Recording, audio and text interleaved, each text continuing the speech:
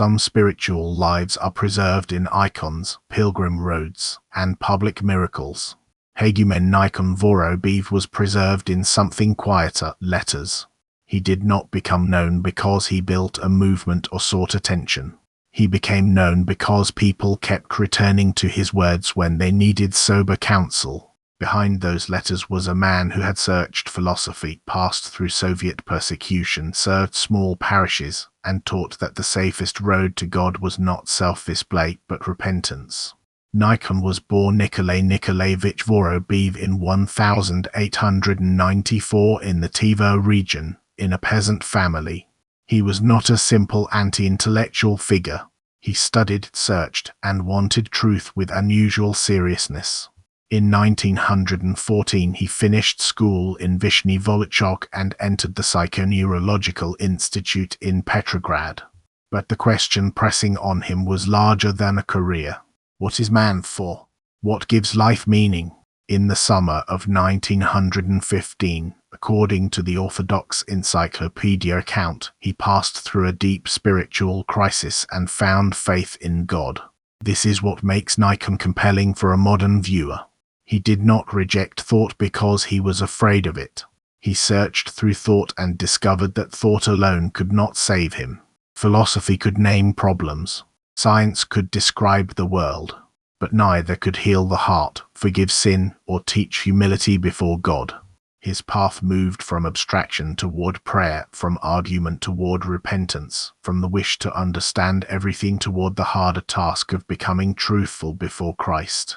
In 1931, in Minsk, he received monastic tonsure with the name Nikon. 2 days later he was ordained a deacon, and in January 1933 he was ordained priest. These dates matter because this was not a comfortable time to become a monk and priest in Soviet life. The old religious world had been broken open. Churches were watched. Clergy were vulnerable. To choose monastic life then was not an aesthetic preference. It was a serious risk. Nikon entered that risk quietly, as if obedience mattered more than safety. On April 5, 1933, Nikon was arrested on an accusation of anti-Soviet agitation. In June of that year he was sentenced to 5 years in a labor camp. The details should be handled soberly. Many clergy of that generation were crushed by the same machinery. What matters here is not turning suffering into spectacle, but understanding the pressure placed on a newly ordained priest. The man who later wrote so sharply about humility did not write from comfort. He had learned how little human control can be when history closes its fist. After release in 1937, Nikon did not step into public triumph.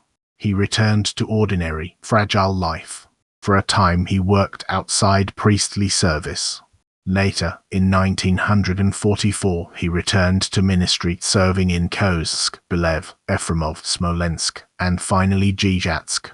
These names can pass quickly on a map, but they reveal the shape of his vocation. He was not a famous metropolitan preacher. He was a parish priest in hard years, moved from place to place, carrying spiritual seriousness into small rooms, ordinary confessions, and letters. Nikon became known as a teacher of repentance. That word can sound narrow until we hear what he meant by it. Repentance was not a mood, not a performance, and not a public personality. It was the recovery of truth, seeing one's sins, refusing spiritual fantasy, asking mercy, and becoming gentler toward others. Pridani's summary of his writings connects him with the tradition of Saint Ignatius Bryanchaninov, sobriety, repentance, and the struggle with passions. Nikon's counsel was severe because he wanted people free from illusion. He knew that religious language can hide pride just as easily as worldly ambition can. A person can speak of prayer while refusing humility, or speak of suffering while quietly demanding admiration. Nikon cut through that fog. He kept returning people to confession, patience, and mercy because those are places where imagination cannot easily pretend to be holiness.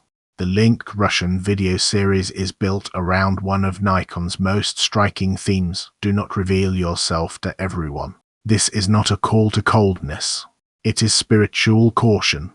A person can turn even pain, zeal, and pious language into self-display. Nikon warned against praise, vanity, and the desire to appear spiritually interesting. In an age of constant exposure, this is unexpectedly sharp. He teaches that the soul is not a stage. Some things must be protected, confessed in the right place, and carried quietly before God. For Nikon, careless openness could become another form of pride. The soul that is still wounded can mistake attention for healing. The person who speaks too quickly about inner experiences can begin to love the image of holiness more than holiness itself. This is why his counsel feels so sober. He was not defending secrecy for its own sake. He was defending repentance from the noise that can corrupt it. The heart needs a hidden room where it can be honest before Christ without performing for an audience. Most people now meet Nikon through letters. He wrote to monastics, students, clergy, laypeople, and spiritual children who needed guidance in confusion. The letters are direct, but not theatrical. They return again and again to humility, mercy, vigilance over the heart, and distrust of spiritual pride. That is why they still feel alive. He did not offer a system for becoming impressive. He offered a way to become honest. He could be firm because he took the sickness of the soul seriously, but his firmness was not contempt. It was the care of a priest who had seen how easily people suffer under false ideas of themselves. Again and again, he brought readers back to small obedience. Pray as you can, confess without excuses, endure humiliation without theatrical despair, and do not confuse emotion with grace. For someone exhausted by religious performance, that honesty can feel like rescue. Nikon died in Gijatsk on September 7, 1963, after a long illness. In memories preserved by his spiritual children, his final period was marked by calm, courage, and concern for others. One remembered counsel stands near the heart of his legacy: pity one another. Not because love is unimportant, but because many of us are too weak even to begin there honestly.